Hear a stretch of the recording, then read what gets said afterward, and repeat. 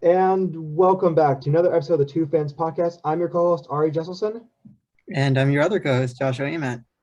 And today we have a special guest, Dr. Kenneth McAfee. And before we introduce him to the episode, a little backstory. He was a Notre Dame tight end. He was the 8th overall pick in the 1978 NFL Draft.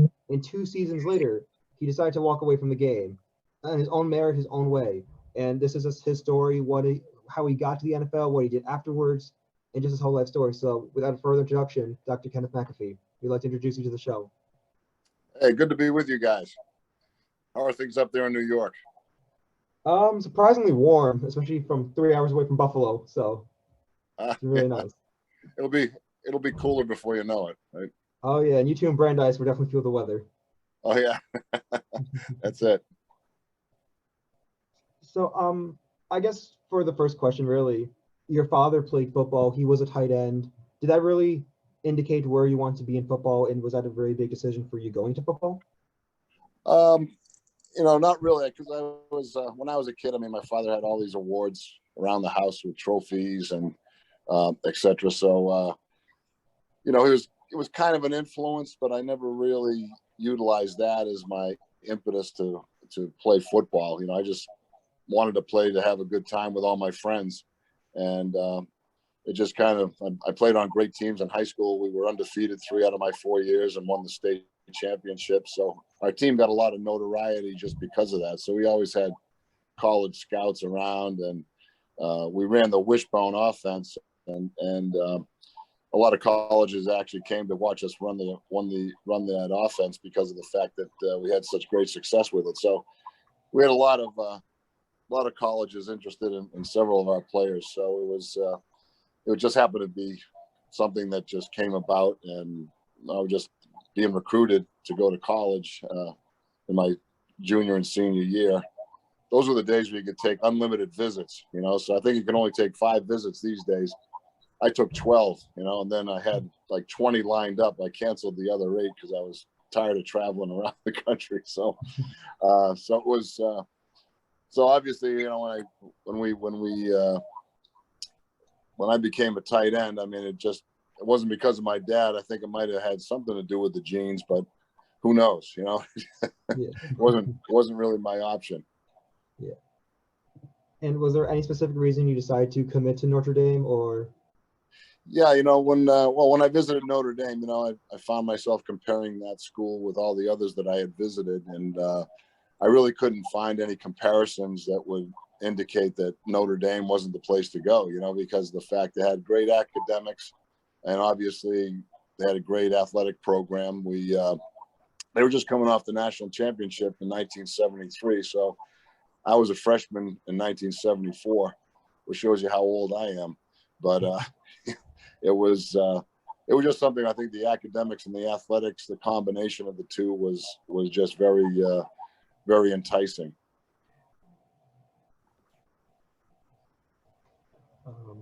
We most like to say we're not sponsored by Notre Dame, but our DMs are always open. Oh, okay. Yeah. And I guess a little more personal, was the dream always to go pro, or was it just more having a good time, having a fun time with the people you enjoy playing with? Yeah, I think these days, some kids probably going to college anticipating and going to the pros, but it only takes one injury to end your career. It only takes, something that you do socially that may end your career. So you got to be careful with what you do these days. But, I think a lot of coaches, part of their recruiting policy is to say, yeah, you have the potential. You come to my school, you have the potential to go to the pros. It really wasn't that way back when I was being recruited. I remember speaking with Ara Parsegan, who was the coach at Notre Dame. And he said, look, I can offer you 2 things. I can offer you a great education and a chance to compete for the national championship. He said, if you want to do that, we'd love to have you come here. We'll give you a full scholarship. If you don't want it, good luck. And that was the end of that. So it was a little different recruiting policies back in those days. But, I think now, with teams like Alabama and Clemson, you have these teams that are, in the top 5 every year playing for the national championship. they have a lot of people going to the NFL. So I think that's probably a recruiting tool they're using these days. And so you were obviously drafted at the 8th overall pick in 1978, which makes you one of the highest tight ends ever drafted in the NFL. At the time, did you know that? Not really, back then when we were drafted, actually I was in my dorm room at Notre Dame, and I got a call from the Boston Herald, which is a paper in Boston, and they said, "What do you think about your draft position?" I said, "What draft position?" They said, "Well, didn't you hear?" I said, "Hear what?" They said, "Well, you're just drafted by the 49ers. You were the 8th pick in the draft." I said, "Oh, that's nice." But these days, they have the top recruits go to New York for the big presentation and the NFL draft, and they make it a big event. But back then, like I said, I was sitting in my dorm room on campus, looking at the basilica across from my dorm, and the phone call came. So it was kind of a little different process back then. But I didn't realize, the position of being 8th pick in the draft was, the highest that a tight end's been drafted. So it's I guess it was kind of interesting, but it didn't really impact me that much. Yeah, just very off guard. Yeah, it just goes to show you how most times change. Yeah, that's true. Thank goodness. Yeah. So now how about once you actually got drafted in the Niners organization, how was that? How was the adjustment to the pros? How did you feel like going into the organization? Yeah, I was. They were kind of an average team. I think they're like a 500 team coming in. So the good news about being drafted high is that you get some notoriety, and obviously you make a little bit more money. But the bad news is you're playing for a lousy team because you're getting drafted higher. So the first year, we were a 2-14, and I lost more games my first year as a pro than I did in high school and college combined. So it doesn't matter what level you play on. If you lose, it's not that much fun, even though you're getting paid to do it. So that was something that was quite an adjustment that needed to be done, just because of the fact that I had never been on a losing team ever since I started playing football, and to lose 14 games in your rookie year, it wasn't much fun, I'll tell you. So it was a little bit of an adjustment. Yeah, that's why I'm kind of grateful that our baseball team 0-11. At least I'm used to it a little bit. You guys are going strong, huh? Yeah. I'm not gonna lie. I was a big reason for why we lost a lot of games. That was a liability. Oh yeah. Well, it takes a hell of a man to admit it. So. Exactly. So, obviously you played 2 seasons in 78, 79. You scored your first in your rookie season. I'll have your stats up right here. Actually, you started 13 games, 22 receptions, 205 yards, and a touchdown. Do you think you could kind of relive that first NFL touchdown and what your emotions were, what your thoughts were? Yeah, it was actually the very first game of the year we played at Cleveland. We played the Browns, and it was our first touchdown of the year, and actually the only touchdown we scored that day. So Cleveland beat us pretty badly, as I recall. Of course, every team beat us pretty badly, but that was just the start. So it was enjoyable. Off to a good start, scoring the first touchdown of the year as a rookie.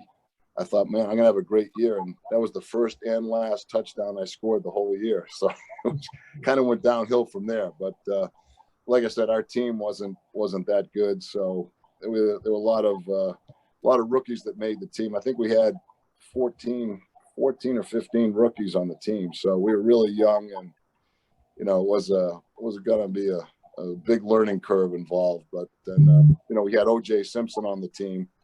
He got traded from Buffalo to San Francisco, so he was like everyone's looking at him in awe, and we just couldn't believe he was one of our teammates, So, but it didn't really didn't really produce much, as the year went on. So I ended up getting a knee injury in the 13th game of the year.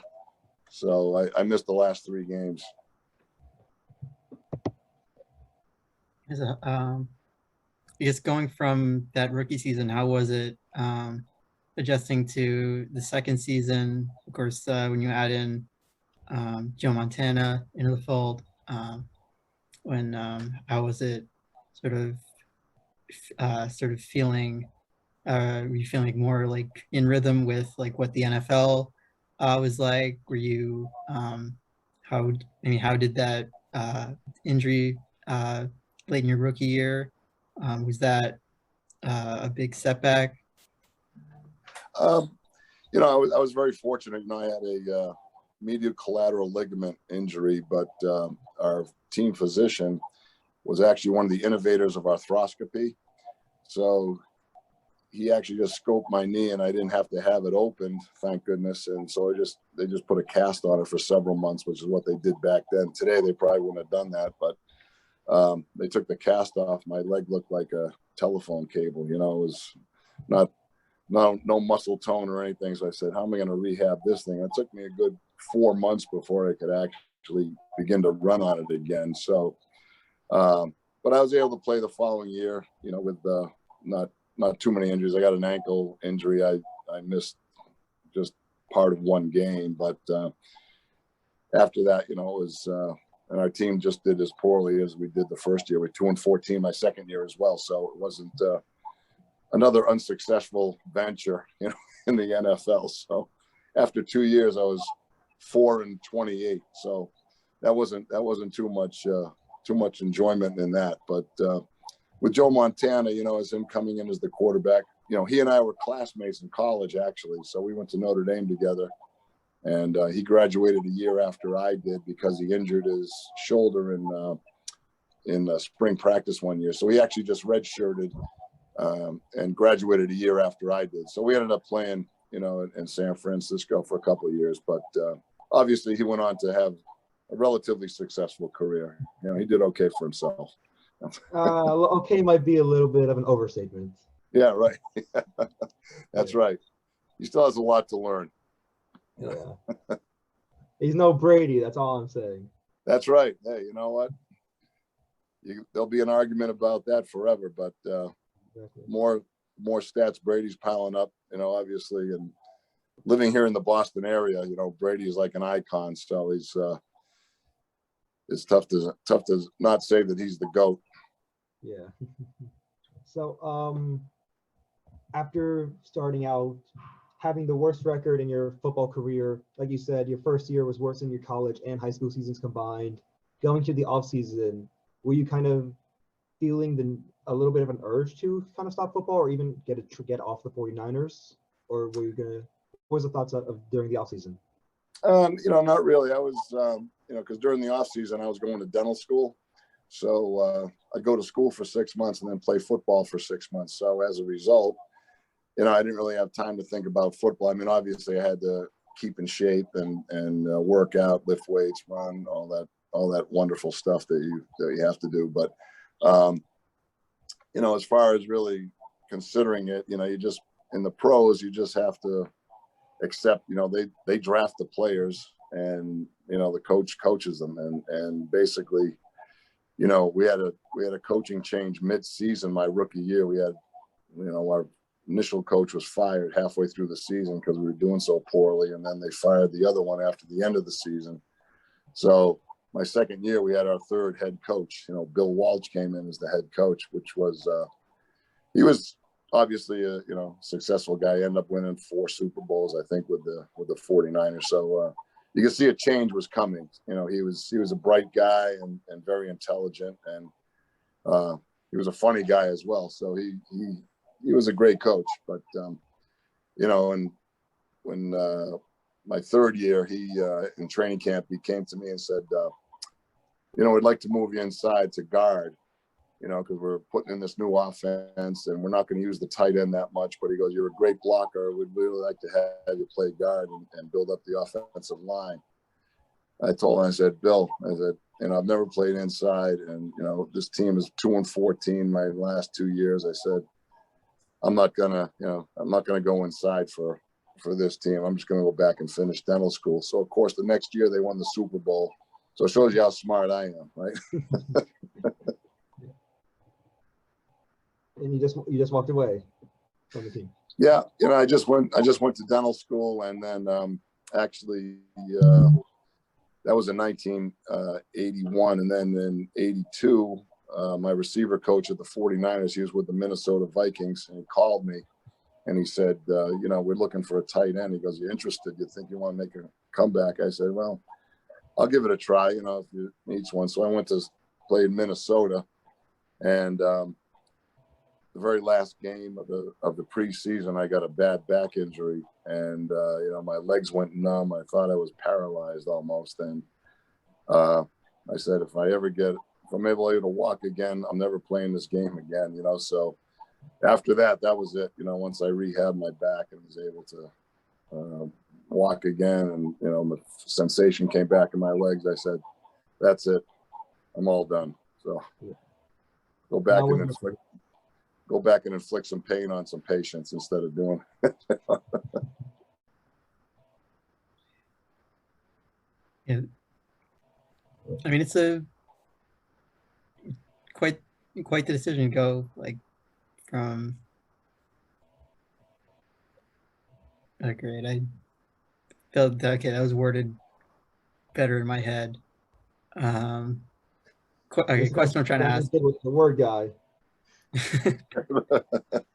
The worst. That's it. All right. All right. Don't know how much of that I'm gonna need to cut out.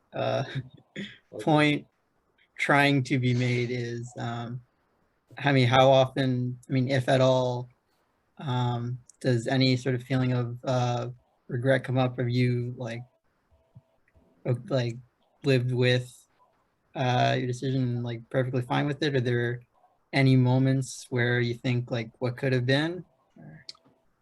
Oh yeah, I think that when you first stop playing, when I did, I was 25 years old, so you think you can play forever, but once the injuries start, I went through high school and college unscathed, and I never missed a game.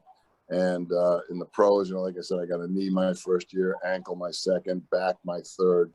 So it was injuries start to pile up, and I said, wait a minute, I'm going to make a living as an oral and maxillofacial surgeon.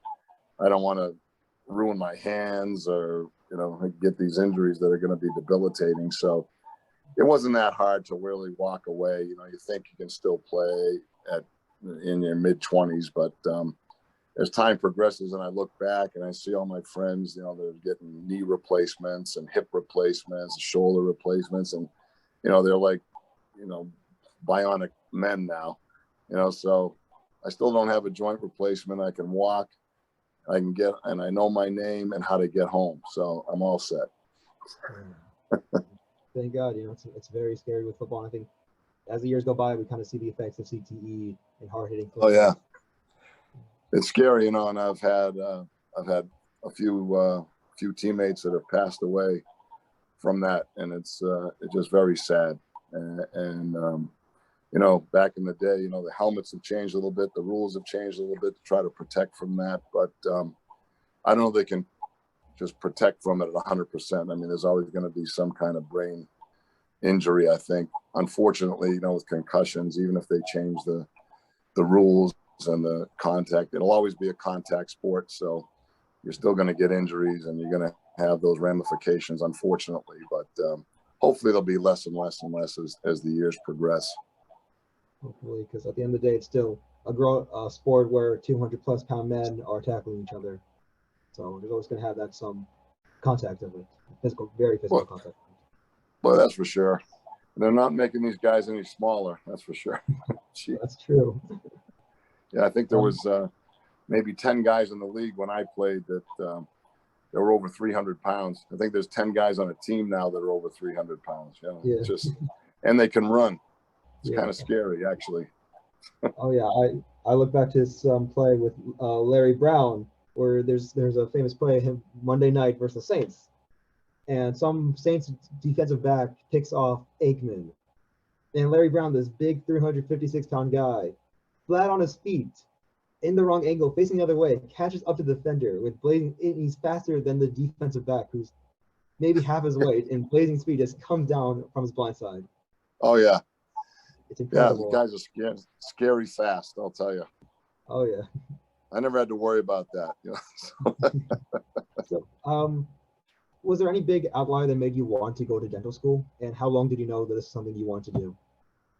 Actually, I worked with a guy in a summer job when I was in high school, and he was the captain of the Holy Cross football team. He was several years older than I was, but he was drafted by the Redskins, and he was told, because he had a head injury, he was told if he got a recurrence of the head injury that he could potentially die. So he didn't end up playing for the Redskins. He went to dental school instead.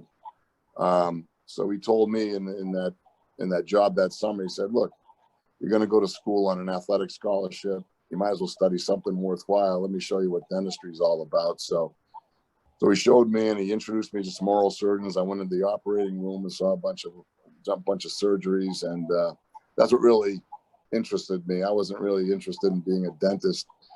I was more interested in being an oral and maxillofacial surgeon. And as a result, you have to use dental school as kind of a leapfrog to get to your oral surgery residency. So you beat yourself up for 4 years going to dental school, then you beat yourself up for another 4 years doing a residency in oral surgery. So it was it's kind of a prolonged period of time, but he's the one that really was a mentor to me and I got interested in doing that profession as a result of his interest in me. How one person could change someone's life, Yeah, that's right. Only takes one. Exactly. And can you explain a little more what you do today? Because I practice oral and maxillofacial surgery, which is a specialty of dentistry, but we do a lot of implants, remove wisdom teeth, and do bone grafting and facial recontouring, laser surgery, Botox and facial fillers and that type of thing. So it's kind of a well-rounded profession that we do. I'm in private practice now. I was at the University of Pennsylvania for 8 years in academics when I finished my residency. And then when my son was born, we moved back to Massachusetts, where I'm from originally. So we've been here for 27 years now. So it's been a while. Yeah. How the years pass, Boy, they do, don't they? Where do you get to be my age? Then you'll wonder where they go. Yeah, we're both 18, and we're saying how we feel old, and we're only 18. Yeah, right.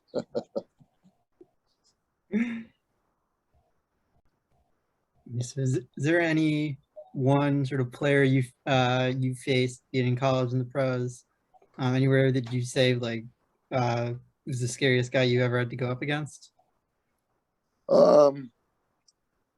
Maybe not one particular guy. There, back in those days, you play the Oakland Raiders or the Pittsburgh Steelers. Their defense was pretty intimidating. They had the what they called the steel curtain for the Steelers, and then the Raiders were just a kind of a crazy bunch. Ted Hendricks was a crazy guy, and John Matusak and Lyle Alzado and all those guys.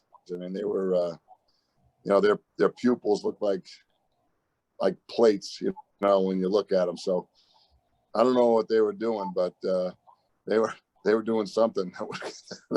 They got them into those